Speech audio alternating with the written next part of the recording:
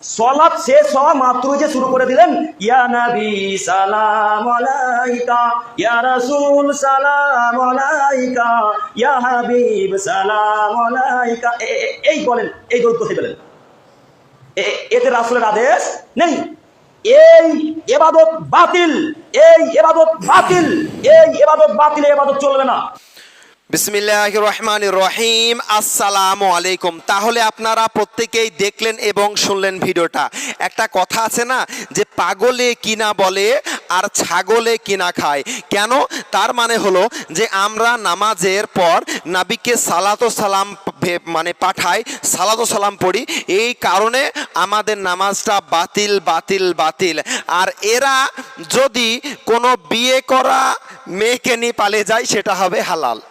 এই হুজুর শোনেন, এই করিম সাহেব একটা বিয়ে করা মেয়েকে নিয়ে পালিয়ে বিয়ে করেছে, ও খাচ্ছে, হারাম খাচ্ছে, অথচ ওদের কাছে জায়েজ। আর আমরা নামাজে নবীকে সালাম দিলে, নামাজের পরে নবীকে সালাম দিলে সেটা হয়ে যাবে নাজায়েজ এবং হারাম, এবং ওই নবীকে সালাম দেওয়ার কারণে আমাদের নামাজটা বাতিল বাতিল বাতিল।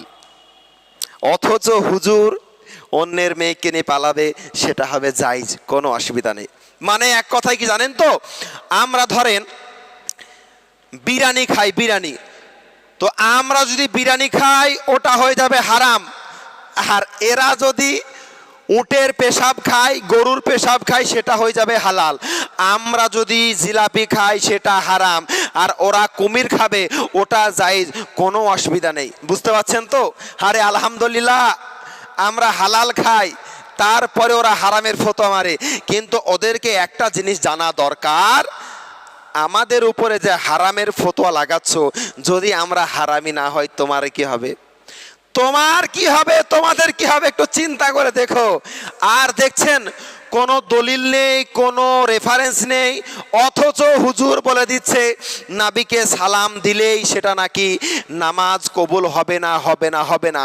অথচ হুজুর অন্যের বউকে নিয়ে পালিয়েছে, ওটা জায়েজ।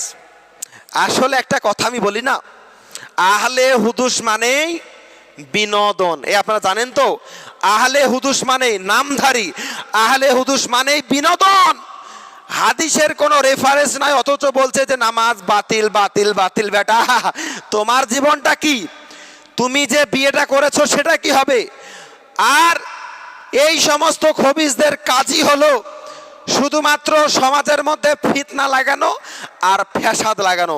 আমি তোমাকে একটা কথাই বলবো, যখন তুমি ভিডিও বানিয়েছো আর একটা ভিডিও বানাবে, দলিল দিয়ে যদি তুমি সাব্যস্ত করতে পারো ইয়া নবী সালাম আলাইকা, এইটা পড়লে নামাজ হবে না, হবে না, হবে না। যদি তুমি এটা এটা যদি তুমি প্রমাণ করে দিতে পারো, তাহলে আমি সালাম দেব না, তাহলে আমি সালাম পড়া বন্ধ করে দেবো। কারণ যদি সালামের জন্য যদি আমার নামাজ যদি বাতিল হয়ে যায়, তাহলে আমি সে সালাম দেব না।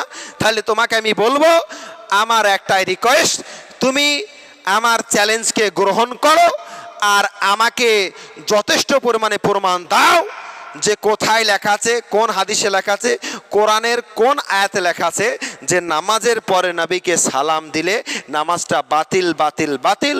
অন্যথায় তোমাকে সমাজের মধ্যে সোশ্যাল মিডিয়ায় এসে তওবা করতে হবে যে তুমি ভুল বক্তব্য দিয়েছো।